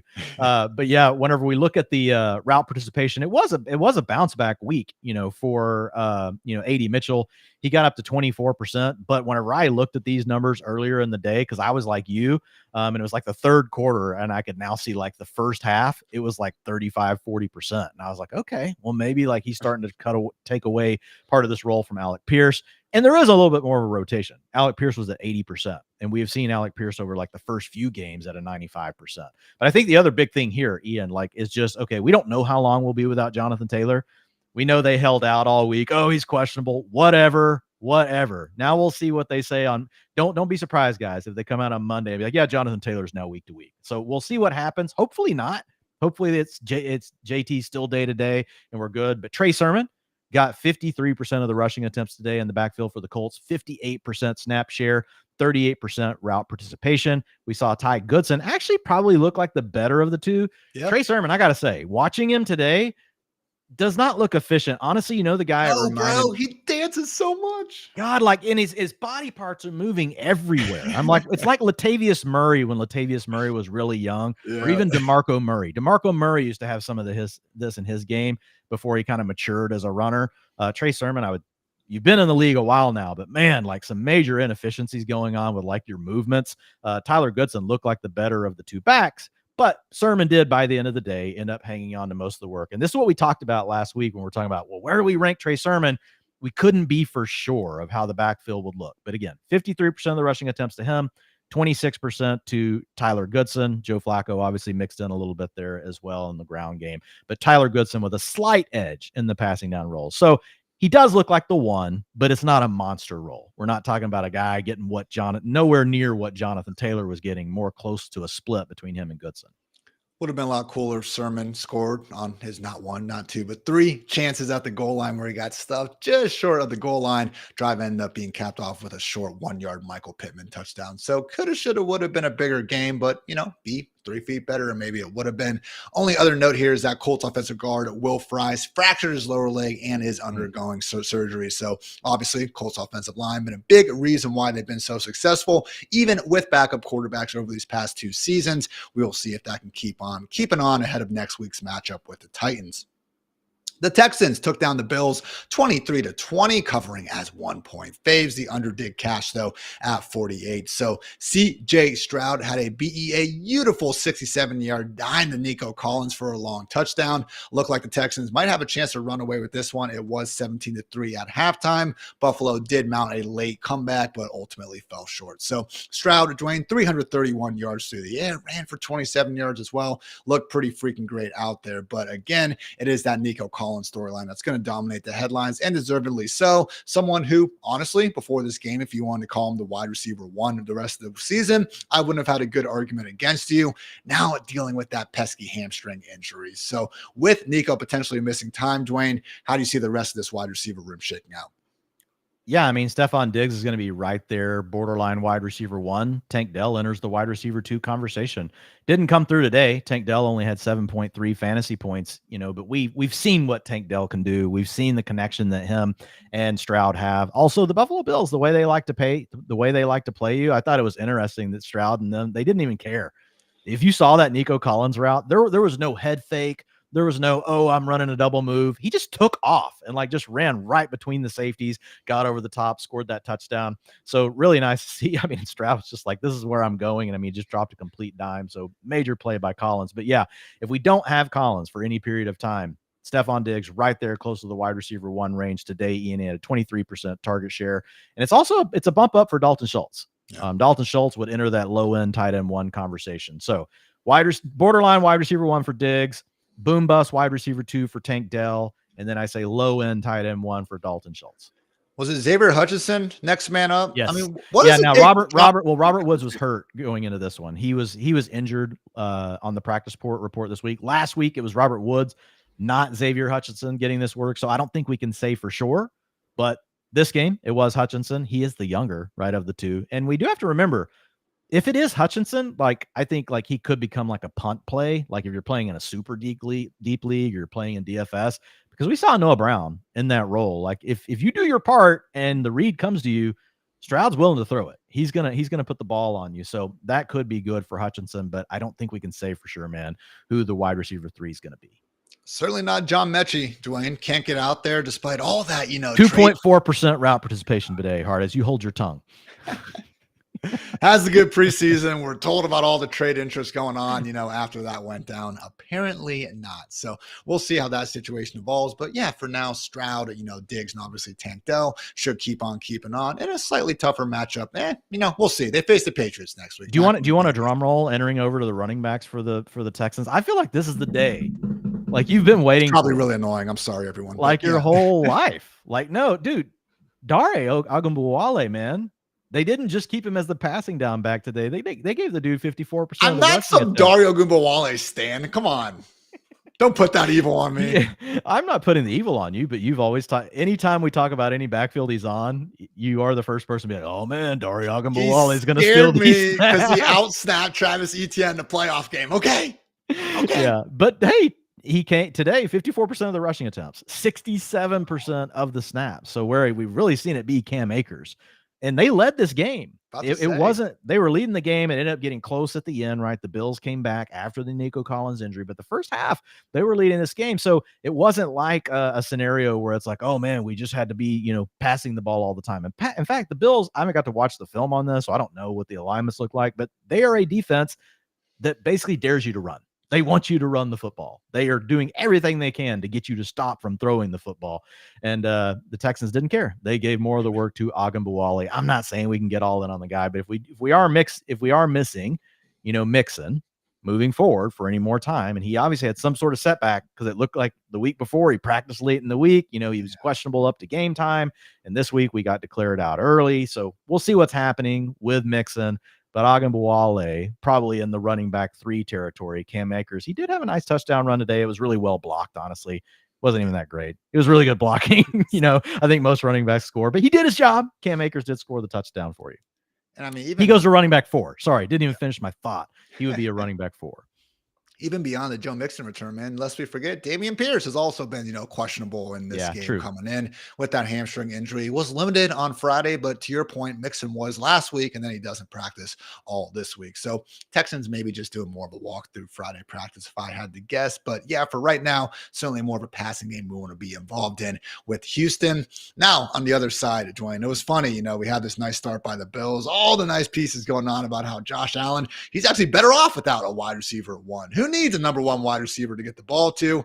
Well, maybe the Bills could use one at this point. 9 for 30, 131 yards and a touchdown against the Texans defense, where I know their advanced numbers aren't horrible or anything like that. But between that week 1 game against the Colts, and we saw last week against the Jaguars, man, I'm not sure another defense has gotten bailed out more by just some sheeshy moments by the opposing quarterback out there. So it was a brutal performance, Dwayne. And I mean, you look at Josh this year, he's had 2 games where he's been the overall QB1 in and he's had now probably 3 where he's finished like QB 20 or worse out there. So still got 54 yards, and I appreciate him pump faking like 15 yards downfield. Josh is one of the best at that, but It is funny. man, Dwayne, just a tough performance here. I know, no Khalil Shakur, but can we get just a solid performance here, please? Yeah. All I can say is like we just can't overreact, just like we shouldn't have been. Exhibit 4,351 of why we shouldn't overreact early in the season was that the Bills weren't going to miss Stephon Diggs. Okay. Like, look, it's obvious, like, you don't want to lose a player like that. Some teams can overcome it. We saw Mahomes manage to keep that sort of thing going for an entire year 2 seasons ago, but then he came back to earth in the following year. So we'll see where the truth lies this year for Josh Allen. Will it be something where, it probably looks more like the last few games or the first 2? My bet would be on something in the middle. Let's just be reasonable, folks. You're still going to feel good about Josh Allen. Just doesn't have maybe that same ceiling that we saw before, because how often will he be able to throw for 300 yards? I can't really say. He's going to have some more of those games. Yeah. But again, if the truth's somewhere in the middle, like we're talking about a guy with a little bit more of a capped passing ceiling, but he's still involved in the run game. Didn't get a lot of opportunities this week down inside the 5 or 10 yard line to try to get a rushing touchdown. So obviously that was not a great thing for Josh Allen. But yeah, man, I would say it's fine. Is he going to be the QB1 overall? Maybe not. I mean, Jaden Daniels is looking really good at this point. But again, we've, as much as we now have 5 games, and that's great, it's still 5 games, and it's kind of been split for Josh Allen. I will say on a positive, Ian, Dalton Kincaid. Now this part's not positive, 5.4 PPR points, but hey, we got to an 80% route participation today with Khalil Shakur out. He had a 21% target share. So like, if you're looking for a reason to at least just kind of leave him in your lineup rather than saying to set your lineup by using the past week's lineup, you actually want to make a decision for yourself. Like, I can see a reason, to leave him in there. Maybe just don't get pancaked on Curtis Samuel's only touch of the game and have that whole situation burst up into a ball of flame. But, Dwayne, beggars can't be choosers out here. Would note that Mac Hollins got open deep for a potential 59-yard touchdown. And by open, I mean wide open. Sadly, Josh's probable worst pass of the day was overthrown off his fingertips. So, again, was a situation where we've seen more good than bad from the Bills. As much as I'm, talking a little bit of smack about Allen, I still could not rank more than 1 or 2 quarterbacks ahead of him for the rest of the season. So we're still firing him up as long as he is healthy enough. But yeah, got briefly evaluated for concussion there at the end, and then just kind of went sprinting out of the blue tent. Do you really think he was cleared, Dwayne, or did he tell the doctor to F off and just ran out there? Because I don't know, man, it looked like a pretty quick and convenient clearance for me. Well, I was kind of wondering the same thing for Sauce Gardner, even though like his took much longer for him to get back in the game. But it's all of a sudden like, oh man, this is a game. Sauce, you're cleared. Get out there. Like, it's hard to say. Look, they have independent consultants, so I know this should all be on the up and up. But I thought that was pretty funny as well. Did they even have time to really clear Josh Allen? Last point, you mentioned Dalton Kincaid getting a lot more routes without Khalil Shakur, which is great. What did we see from the rest of the wide receivers? Because I mean, Keon Coleman had the nice 49-yard touchdown on the curl. Looked like he might have actually stepped out of bounds near the goal line. It was very close, but good play by the rookie there. But was it Coleman, Mac Hollins, and Curtis Samuel full time, or are we still getting a rotation of sorts? It's a rotation, but Curtis Samuel, but it was a rotation with Shakur either. I mean, we're talking about a guy that's route participation had ranged between 65 and 85% every week. This week, it was Curtis Samuel playing that Shakur role, 66% route participation, had a 17% target share. Unfortunately, those 4 targets only turned into 1 reception for 0 yards. He also had 1 rushing attempt in the game. So Curtis Samuel is a guy, we'll see what happens with Shakur, but like that might make him like a wide receiver 4 in most game scripts. Didn't really come through today. Not somebody we're going to be pushing way up the ranks in, but I think you and I both think Curtis Samuel's a pretty good player. So if you suddenly told me he was going to have a significant role in the Bills offense, I could see in deeper leagues finding a way on bye weeks to have Curtis Samuel, maybe in your wide receiver 3 or in your second flex spot in those deeper leagues. Keon Coleman led the team from a wide receiver perspective, but still only a 74% route participation, had a 17% target share on the day. So not great. He did turn the 1 catch he had into the play you talked about. Not sure if he stepped out or not, but that ended up counting as a touchdown. Next week in New York to take on the Jets on Monday Night Football. So will be a fun game, but certainly not going to be one where we're going to get overly excited about this passing offense. I know the last time out, I think he threw for 3 touchdowns, like really nice game. It might have been Joe Brady's first one after he took over following that Broncos debacle, actually. And I remember the stat I pulled up before that was like Josh Allen's 3 worst career performances in terms of fantasy points from passing had all come against the Jets. So, hey, it's Josh Allen. We're still starting him because guess what? He can run for 2 or 3 touchdowns anytime he wants. But yeah, if there was going to be another game where Keon and company don't exactly, flirt with their higher end outcomes, would not be surprised if it was that one. So guys, we still got 4 more late afternoon games to get to, but first a quick word to our friends over at DraftKings. A chill in the air, leaves falling to the ground, and football every weekend. That is what fall is all about, and you can make each weekend even more exciting by getting into the action with our partners at DraftKings, the #1 place to bet on touchdowns. And right now, all new customers who bet $5 will instantly get $200 in bonus bets. All you got to do is download the DraftKings Sportsbook app and sign up using our promo code FANTASYLIFE. The crown is yours. Again, that is $200 in bonus bets instantly, and you can stay in on the action and use your $200 in bonus bets to bet anytime touchdowns on DraftKings. After all, DraftKings is the place to bet touchdowns. Sports betting is not yet available in your state. Don't worry, you can still join in on all the fun with DraftKings Daily Fantasy and have the shot to win cash prizes. Download the DraftKings Sportsbook app now. New customers use our promo code FANTASYLIFE and bet just $5 on any wager to get $200 in bonus bets instantly. That's promo code FANTASYLIFE only at DraftKings Sportsbook. Dwain, we had the Broncos take down the Raiders, the 3-2 Broncos now, 34-18, covering as 3-point home faves and almost covering that 36-point game total on their own. Somehow, the Broncos' first win over the Raiders since December of 2019. So great day to be great for Bo Nix, Sean Payton, and company. And I'll tell you what, Dwain, I'm not ready to crown Bo Nix's ass yet. Shout out to the late Dennis Green and everything there, but he made some good throws out there, and he's actually had a couple nice tight window throws over the last few weeks in an offense with 0 pass catchers that we can get overly excited about. So 2 touchdowns through the air, 1 on the ground on a QB sneak. Javonte Williams just short on an otherwise nice day. But Bo Nix, man, would not completely write him off yet as a potential fantasy performer down the stretch because, again, we do have a nice history of Sean Payton leading some pretty great offenses. And one thing we've learned about Bo Nix this year is the man can't scoot. Yeah, I mean, the scrambles are the most encouraging thing, honestly, for Bo Nix. And he to your point, like he's making some good throws. I would say low end QB2 still, though. And the main reason is just like the supporting cast, right? I mean, Cortland Sutton is kind of like he's it.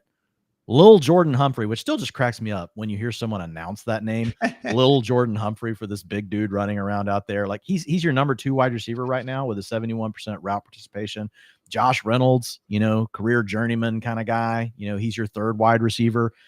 It would be something like if we felt like maybe Marvin Mims or maybe, a Troy Franklin, one of these guys could step up, but obviously like they don't trust them yet. So it's like, how do we find a way to get excited about the passing game? And we had a situation today where, Greg Dulcich didn't even play.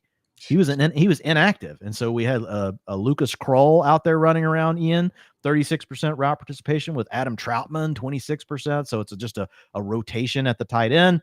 So we need a playmaker. We need a playmaker on the offense to help us. And the thing that we thought we were going to get was more receiving production out of these running backs. And we're not getting it. Like the targets aren't terrible, but we're not getting like the cheat code kind of, receiving yards that we're used to seeing Sean Payton get. And maybe that's just because defenses are keying on it because they're not really worried about any of these other wide receivers.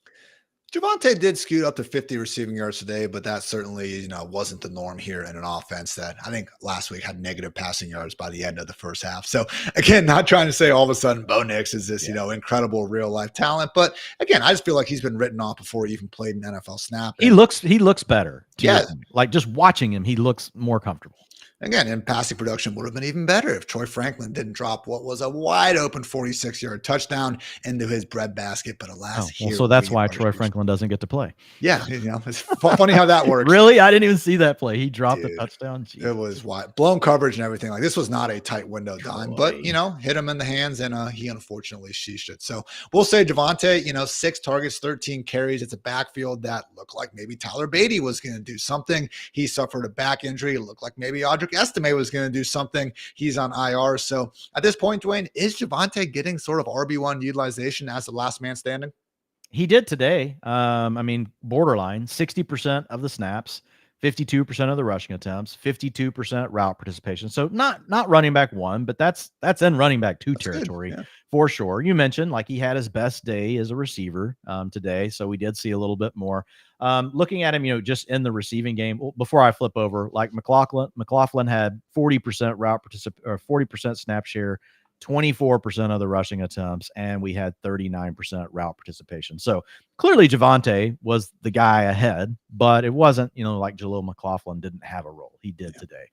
So looking at the receiving, though, to your point, with Javonte, he had a 38% targets per route run today. So again, that's the stuff we're used to seeing, from Peyton. It hasn't really come to fruition over the first few weeks. So maybe it is happening. I mean, it's 23% target share today. You mentioned the 50 yards receiving on 5 receptions. That's really how, Javonte ended up doing his damage today. 16.1 fantasy points in a PPR, 11.5 to Jaleel McLaughlin. With the Raiders, finally got an urgency to get their best player of the football. And of course, I'm talking about Brock Bowers. Had a grown-ass man touchdown on the first drive of the game that a lot of people didn't see because for some reason in the year 2024, we still start these games at 4:05 p.m. Eastern when the football is still finishing up. Push it back 20 minutes. I don't know who we were doing this for, but regardless, Dwain caught 8 of 12 targets for 97 yards and a touchdown. Honestly, looked open enough for a second touchdown, but Gardner Minshew decided to throw a pick 6 to Patrick Surtain instead. So with Bowers, I mean, at this point, Trey McBride, Travis Kelce, is that it? We're taking rest of the season. There's some other guys that are close, but man, this rookie has made the most out of his opportunity. It's funny. I mean, that's where we've had him anyway, but this performance cements it because we had 2 kind of down performances. But again, we can't overreact. You can't overreact to the first 2 games. I want to, and then no, I know, but it's funny how it works, right? Over the last 2 weeks, everybody all of a sudden, is now freaked out about Bowers. And then the first 2 weeks, he was the tight end 1 of the NFL. Well, now, like the truth's somewhere in the middle. But the point being is, you definitely have a top 6 tight end. I think you most likely have a top 3 tight end. He's an elite talent, Ian. We know that. Like what he did in the rookie supermodel was fantastic. So Bowers right now today, 33% target share. That's 12 targets, 8 receptions, 97 yards. You already mentioned the touchdown. So yeah, I mean, that's a beast. And against a good pass defense that was able to take away the outside weapons with Surtain, who had an awesome pick 6. Ooh. I mean, what a game, man. These freaking 99-yard touchdowns by defenses, like it's just insane. But looking at Bowers, yeah, it's hard to say that he's anything less than a top 3 tight end, and he could be the tight end 1. He could be the tight end 1 for the season. Yeah, guys like Kittle, Laporta, Ferguson. I'm not trying to throw any shade at those guys, but yes, moral of the story, Brock Bowers looking like an absolute beast out there, regardless of who was at quarterback, because it was Gardner Minshew for about the first 60% of this game. And then we had Aiden O'Connell coming in after that. Had to throw up that LeBron meme, Dwain, of him just being like, oh no, Aiden O'Connell's coming into the game. What are we going to do as a defense, as a society at this point? So, needless to say, that didn't exactly spark this Raiders offense that also, continues to play scared. They had another, punt inside Raiders territory on 4th and like 3 or fewer yards. But Antonio Pierce, as much as he loves to talk a big game with the media, does not exactly put his, game decision making where his mouth usually is with that microphone. So beyond that, man, we did have Jacoby Myers, 6 catches, 72 yards in a tough matchup. It seems pretty likely at this point. I don't think I'm going out on a limb to say that Devontae Adams has played his last snap with this organization. So we knew this game coming in, Dwain, you downgraded the Raiders receivers accordingly because of the matchup. Next week is not going to be much easier against the Pittsburgh Steelers, but let's say in week 7, Dwain, here we go. We're facing the Los Angeles Rams. Jacoby Myers, someone that could be knocking on that, I don't want to say top 20 door, but maybe your top 30 wide receivers. I think he enters wide receiver 3 territory, and he's locked in there. I mean, he had 25% target share today. I mean, so it's him. It's going to be him and Brock Bowers. That's what the offense is going to revolve around. Then you're going to have Trey Tucker having those weeks where he comes through with the big plays. He came back down to earth a little bit today with a 14% target share. But still, what Trey Tucker's done over the last 3 games, pretty impressive. He's the guy that has speed. He's the guy that they'll move around quite a bit. So it could be some interesting games from all of them, but it's going to be pretty tough to want to get Trey Tucker in your lineup, unlike Jacoby Myers, wide receiver 3, Brock Bowers, high-end tight end 1. Last question that I am legally binded to ask you, Dwain. What's going on with this backfield? No Zamir White. Amir Abdullah got a goal line touchdown. Madison, 60 scoreless yards on 17 touches. Anyone breaking, free as an RB1? I know. Alexander Madison, Spider-Man meme, with, what we've seen from Zamir White. Like, whoever's leading this backfield is like, doesn't matter. I mean, technically, it was better than what we've seen from Zamir White. He got to 10 fantasy points today from Madison. 10.1. 10.1 fantasy points. 60% of the rushing attempts on 57% of the snaps, had a 41% route participation. The player that looked the best was Amir Abdullah. I got flashbacks of Nebraska Cornhusker Amir Abdullah. Doesn't have the long speed, guys, but in a phone booth, Amir Abdullah can still do some things in a phone booth. You don't play football in a phone booth, so I don't know if it matters. But like, dude's got some definite moves, and he can definitely make some tacklers miss. But he had 5 carries for 42 yards. Obviously, picked up a rushing touchdown. Got the carry inside. That's what's wild. He gets the carry inside the 5, but sometimes that's just the way the game script works out. Whenever you're trailing. Nebraska years were great, Dwayne, but I had flashbacks of that preseason run that shot his ADP up like 10 rounds, back in the day. What Fumbles got that guy. Fumbles really killed his career. It was back in an era of, if you fumble, you just get benched. So yeah. I'll say this though, man, 31 years of age and you're still a running back, catching some NFL paycheck. Yeah. Kudos to the Abdullah family. What is this, man? With Dylan Lobb active? Dude. We had so much post. Like, again, this is what annoys me. Not that if you're on Puka Nacua last year, that was great. But for every Puka Nacua, there's 10 other guys like Dylan Lobb who get that hype. And if you are paying attention, you're excited about them. But here we are sitting, Dwayne, with your starting running back out in an offense that's not moving the ball at all. And Dylan Lobb still can't get on the football field. Yeah, went and grabbed Dylan Lobby in a lot of leagues this morning as just a min bid just to see what happens. Wasn't good. Yeah, didn't even get a snap today. So I don't know what to say. I was kind of hopeful that we might get to see the unveiling of Mr. Lobb, but not happening right now.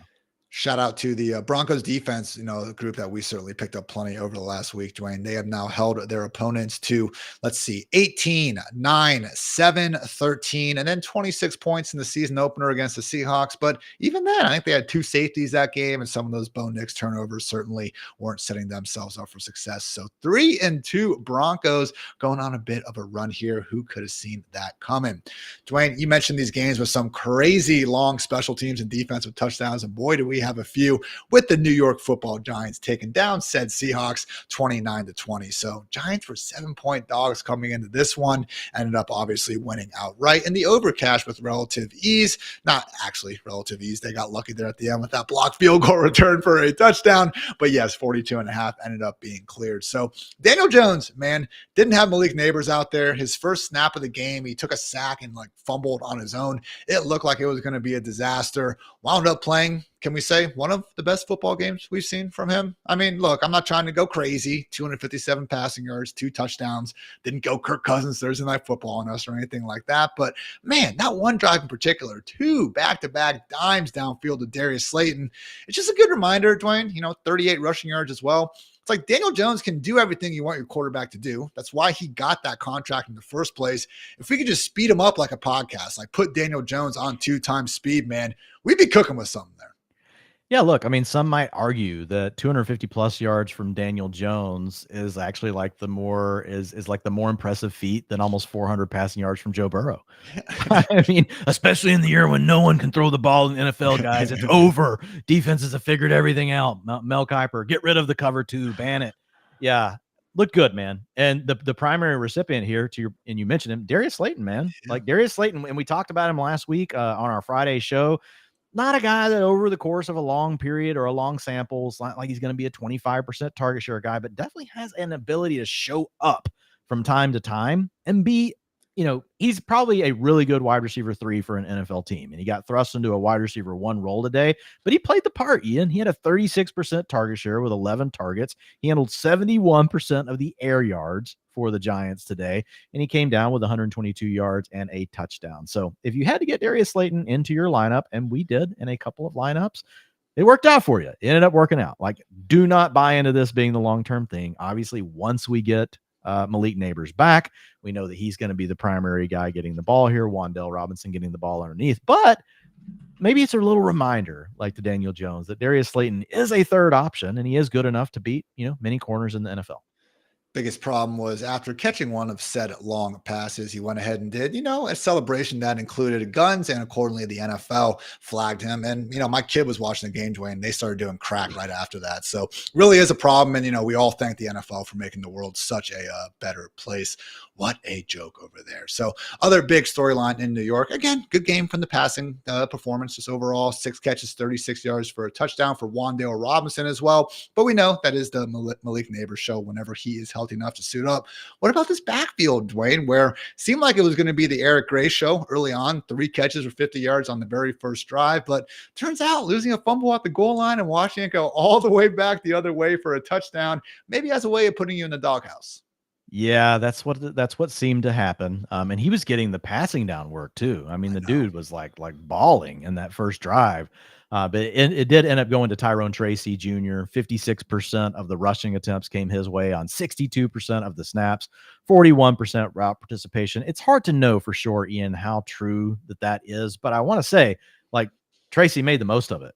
Dude came out there and balled out with 7.2 yards per carry, 129 rushing yards. He didn't end up scoring, a rushing touchdown, but he looked really good in the process. And we know that this is a guy, based on what he did in college, he can be a good receiver out of the backfield. Again, not a huge route participation rate at 41%, but flipping over to the receiving here, because it's in two different things. Thank you very much, True Media, for keeping this data so updated so we can do this show live on a Sunday night. But looking at what he did in the passing game, he had a 13% target share. So, I mean, that's pretty solid. So we'll see what happens here with Devin Singletary. He was ruled doubtful in this game with a groin here. I'm getting better at this, Hartitz. I'm on a streak right now. But yeah, looking at Tyrone Tracy, it's borderline running back too. Like, I would want to see one more game, just because of the way Eric Gray was getting some of the carries early, but Tracy definitely looked good enough, to lock that job down. It's just hard to know what the coaches will do. So borderline running back too.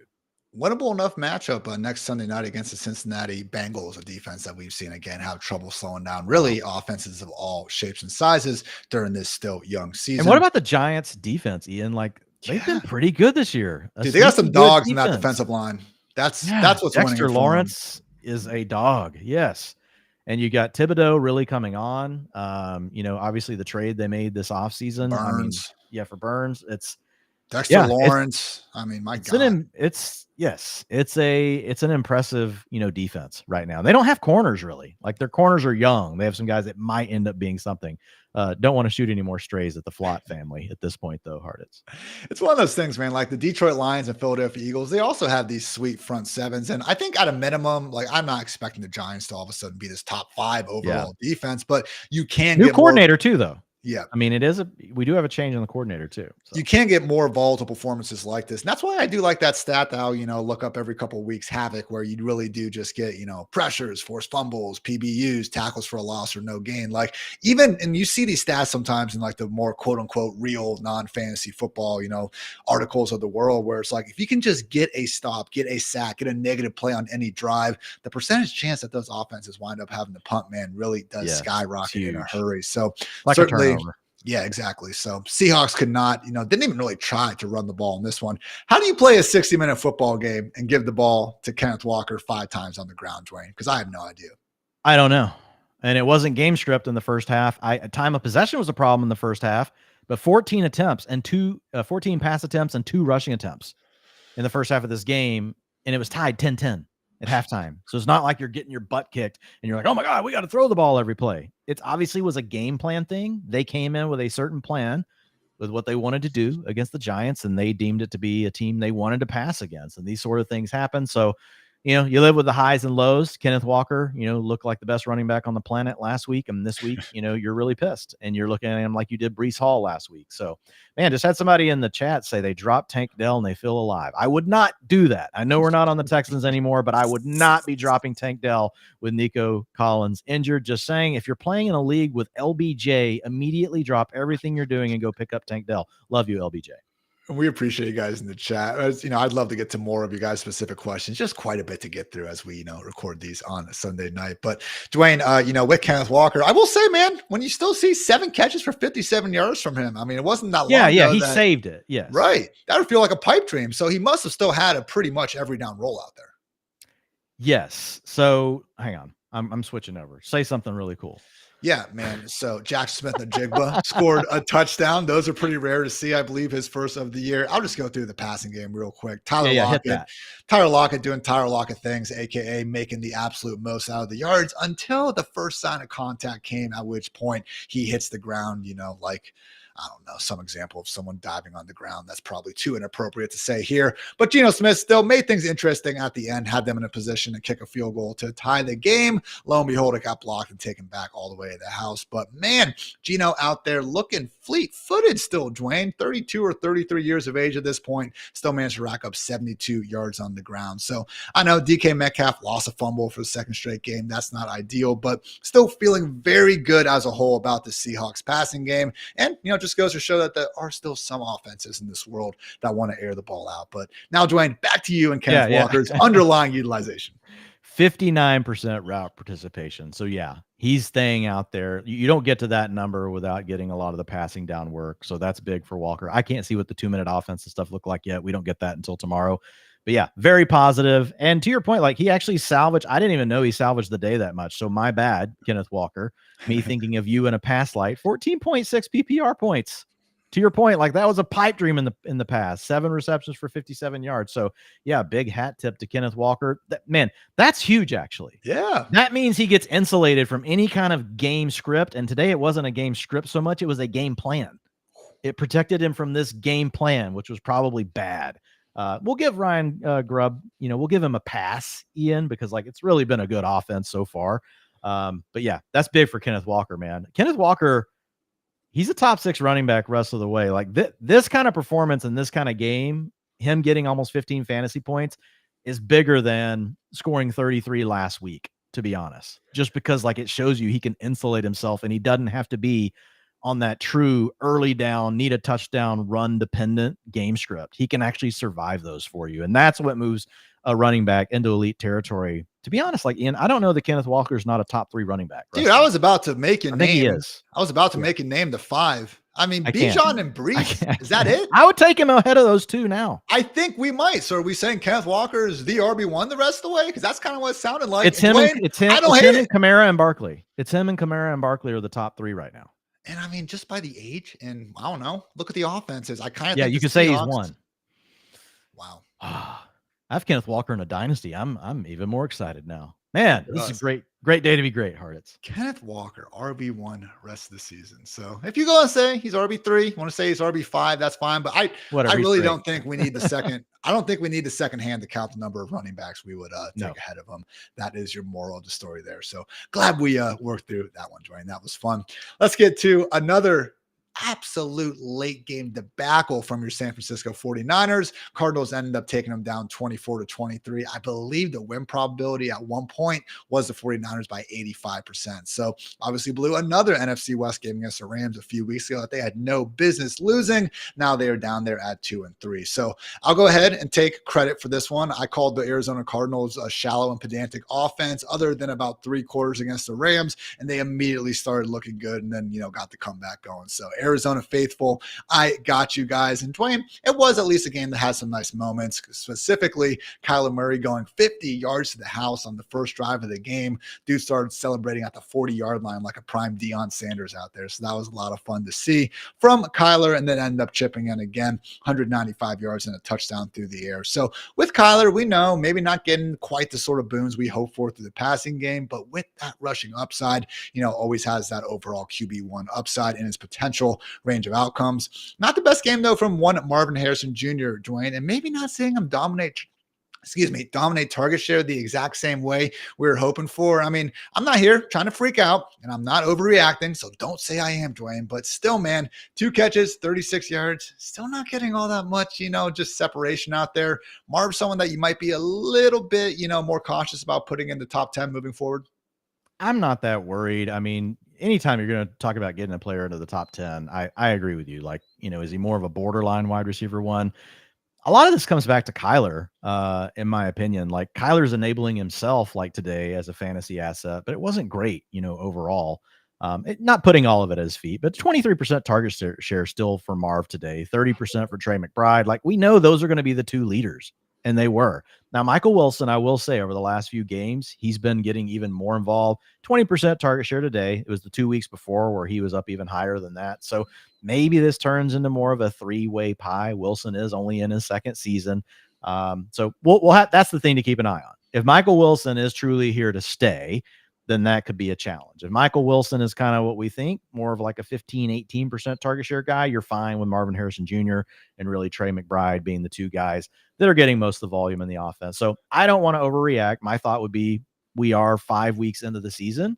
Where's Marvin Harrison Jr. right now? I don't even know if we have that in front of us, but what is he, like a mid-range wide receiver 2? Yeah, but he's been pretty touchdown dependent. And let's just, as someone that's watching him, man, it's not like we're seeing these easy completions to the guy. Every single one, man, seems like it's a contested catch situation. Yeah, but I mean, it's still like I would be a lot more worried, like if the target share was like in the dumps, but like 23% today. Like he's at a 25% now for the season. Like he has one more catch than Greg Dortch through 5 weeks. Right, I get it, but still, I don't care. I mean, you know me, like I'm going to lean into I'm going to lean into the 25% target share and trust so to your point, 49% reception rate, right? That a lot of times reception rate is completely noise. I don't know how many of his passes have been catchable. I can look at that. We put that it's in the utilization report. If you guys want to see it in the utilization tools, we've got catchable targets in there. It does factor into the utilization score. It is a thing. It has shown to be sticky. So if it comes down to where that's really stuff where it's not catchable targets from Kyler, I would be a little worried. But at the same time, it's like, okay, 73% of the passes to Michael Wilson have been catchable, 67% to McBride. Like my guess is like that evens itself out and it takes care of itself. So the main thing I'm going to focus on is 25% target share on the season, 42% air yard share. Most of the time, if you have those numbers, that's like wide receiver, high-end wide receiver 2 territory. I'm just saying, anecdotally, watching the game, just like, man, I feel you. I'm with you. I want them to be on the same page more, but hey, you know what? Throwing 20-yard slot fades as half the guys' targets, those aren't the highest percentage, targets in the first place. So need to get in the lab a little bit. I'd be very curious to just look at his, overall route breakdown, because it does feel like we're not getting any of the slants and crossers and the more lower A-dot higher percentage plays that you would hope that you can at least get your wide receiver 1 to some extent during the game. So not completely freaking out, but certainly would have been a lot cooler if we had some bigger production like Michael Wilson did have out there today. Caught 5 of 6 targets for 78 yards, and man, wasn't even his fault on the one incompletion. Had a nice little double move that I don't think would have gone for a touchdown, Dwain, but probably would have been a nice 30-40 yard gain there late in the fourth. So again, we'll see what happens moving forward. I would agree with you that most of the blame for this passing game, I think, could be put at Kyler's feet. We continuously see him, working outside the constructs of the probable play design, and, works well enough for him a lot of the time. Not trying to make this the hate on Kyler hour, and he should have had another touchdown on his box score. Trey McBride from 12 yards out, Dwain couldn't quite haul it in. So still at least got to see him out there and command a team-high 9 targets, and I do hope, Dwain, we did see Trey McBride in that every down role despite playing through the rib injury. Yep, nothing big to add here. 82% route participation, a 30% target share, 11.3 fantasy points. We still didn't get the big breakout game. He later in the game was close to a touchdown. Ian, he had some other plays that were near misses. I don't know if he had a sheesh or not, but it could have been a bigger game for Trey McBride. So it's still coming, folks, though. I mean, when you look at Trey McBride doing everything you need to do, hitting all the utilization marks to be a top 3 guy for the season. Facing the Green Bay Packers in Lambeau next weekend. We got some, just judging from some of these games I've looked up so far, maybe some more game totals in the 50s. Dwain, what a time to be alive here. Only other note would be for the Cardinal side of things, James Conner was just short on a potential touchdown. They wind up doing a, design little kind of jump pass sort of play to everyone's favorite player, Elijah Higgins, for his second touchdown of the season. So James Conner continuing to get that every down workload. I mean, at this point, we didn't even see another Cardinals running back have a carry out there. So still very much someone who belongs to lineups of all shapes and sizes. Over with the 49ers, Dwain, did we really get anything overly interesting here? I mean, don't get me wrong. Would have been nice to see Jordan Mason not fumble at the end of the game. Would have been nice to see, Deebo Samuel make a bit more out of his opportunities, but did seem like a typical par for the course game where, hey, Brandon Ayuk went off. That was cool. 147 big ones. George Kittle, nice game, 64 yards and a touchdown. And when that happens in an offense as crowded as the 49ers, there's usually one man left out. And this week it was Deebo. Yeah, Deebo was the guy left out. But hat tip to you. I'm still gonna say you got the helicopter. I know you didn't get the 2 touchdowns, but again, the second week in a row, like you were a week early on T. Higgins the week before, and look what he did this week. But Brandon Ayuk was just due, man. Again, like last week in the utilization report, like I didn't feel like writing it all up, so I just said he's too good to be this bad We just know Brandon Ayuk's a good player. He's eventually going to do this. So hat tip to you, though, putting it out there as the helicopter. 38% target share today for Brandon Ayuk. Had 50% of the team's air yards. So, yeah, he was absolutely balling out. So if you guys bought low on him last week, congratulations. We know it's a crowded offense, though, and this is just something that's going to move around. Next week, it could be Debo. Look good out there for sure. They're facing the Seahawks on Thursday Night Football. Another great game that we should be tuning into. Again, are you planning on having any major changes here, Dwayne? Because the only thing I can think of is Jordan Mason, someone who we've regularly had #1 overall. Saw a little more Isaac Guerrero than normal, who's not a bad name to be stashing on that bench in deeper leagues, by the way, but very much not worried about Jordan Mason, just to be clear.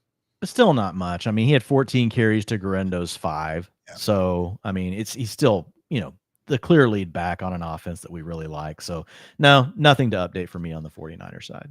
In that case, we move on to our final game. We have the Packers taking down the Rams 24-19. Green Bay cover as 3-point favorites. The under did cash here at 49.5. So Rams will have a week 6 bye to get right. Hopefully go ahead and get some of their, again, banged up wide receivers back into action, while the Packers will be taking on the Cardinals in that aforementioned potential shootout next Sunday afternoon. So Dwayne, good to see Jordan Love going out there, 2 touchdowns, 224 yards. Tucker Kraft certainly helping his cause. 88 yards and a pair of touchdowns, both of which included some pretty beastly yak by the second-year talent. But let's touch on the big news at the top. Dontavian Wicks, come on, man. Yeah, Dontavian Wicks, I mean, look, he had 83% route participation and he had a 28% target share. I don't know how many of those he dropped for sure. I would say 2. Okay, yeah, so if he dropped 2, I know one was a quick kind of little route where it was, off his hands. Another one was deeper down the field that I saw. So yeah, 7 targets, only 2 receptions. But man, the thing we care about the most is he's getting the targets. He's in an offense that we really like with Jordan Love. He only gave you 4 PPR points today, but the underlying data was still there. What's the thing we know is not sticky? Drops. Drops are not sticky. If you're out there earning targets like it's going to happen, does he have butterfingers the last 2 weeks? Might he be a little bit nervous? I'm not saying he's not, but I would not predict Dontavian Wicks continuing to drop footballs. We've just seen when people try to do this, Ian, it's ended so bad for them. I remember back in the day when Brandon Marshall had butterfingers. You know why? Because he got targeted all the damn time. We've had this with Deontay Johnson of people saying, oh, Deontay Johnson drops the ball too much. Guys, drops are just really not a thing. And even who led the NFL last year, Dwayne? Was it Deontay? Puka Nacua. Exactly. And that's what I'm saying. And when you put it all together, at the end of the day, it might hurt in a fantasy game like today. It did hurt. But when you put it together for the season, we're talking about some of these guys like lose 10 fantasy points off their drops. We're talking about a 17-game season. So don't read too much into the drops. You want to care more about the targets. The air yards were there as well. Ian, 43%. Overall, it was just an underwhelming performance by everyone on the Packers in the receiving core besides, Tucker Kraft, who you mentioned. Jaden Reed also did have a good game. 4 catches, 78 yards, 53 of which came on a heave into triple coverage that he just managed to pluck out of the air because Jaden Reed is very good at football. So also chipped in 19 yards. I mean, I'll say it, man. Jaden Reed's looking a lot more like Deebo Samuel this year than even Deebo Samuel is himself. Packers certainly got themselves a stud at wide receiver 1 in at number 11. So also good to see their high-priced free agent addition. Josh Jacobs found the end zone for the first time all year. Had to work there too, man. Got stuffed up the middle from 1 yard out, bounced it outside, and found his way into the end zone. So I know this was a backfield where we saw Emmanuel Wilson really creeping up and not taking over, but certainly making it more split than we expected. Did look like it was more of the Josh Jacobs show today just by looking at the box score. Yeah, and real quick before I go to that, the other thing I didn't mention is like Jaden Reed, yeah, he gave you 13.7 fantasy points. We were hoping for like 30, in this matchup, but 90% route participation.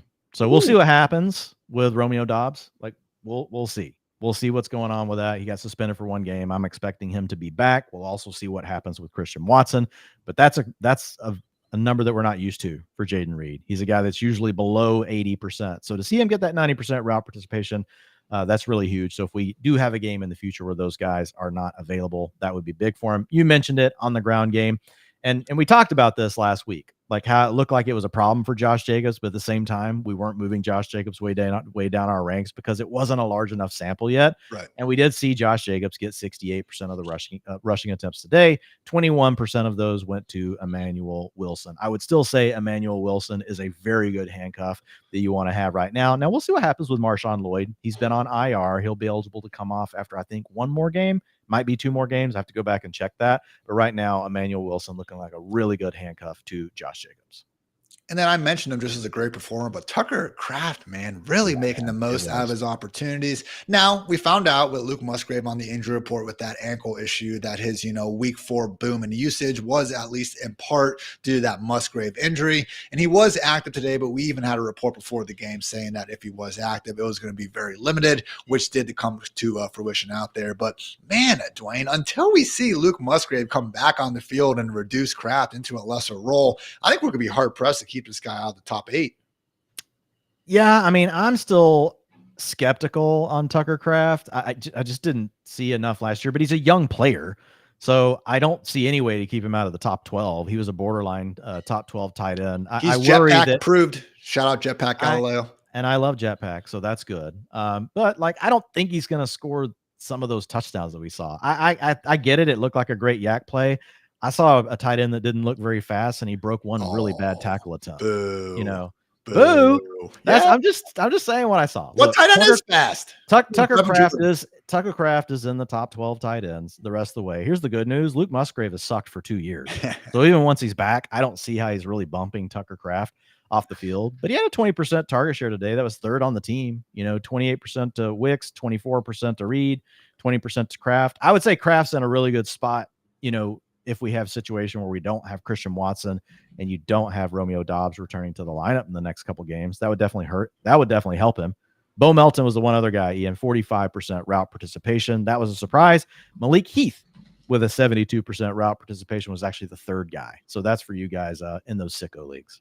Dwain, you can take your yak and your target shares. At the end of the day, we want tight ends that went to either Iowa or South Dakota State. And luckily for us, Tucker Kraft joins Dallas Goedert as proud Jackrabbit alumni. So gotta love that. Over with the Rams, again, they do have a week 6 bye. So hopefully we will be getting at least Cooper Kupp back after that point.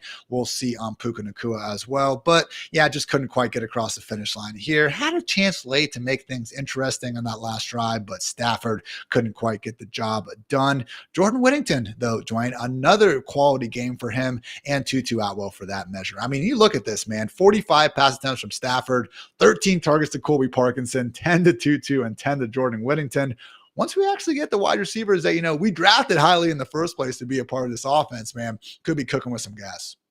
Yeah, I mean, look, targets are earned. You've got to be talented to do that. But if there's any scheme that boosts wide receivers more than any other, it's got to be the Rams and what Sean McVay is doing. I mean, this is amazing. Atwell's fine, but I mean, he's not like a 25% target share player. He is in this offense.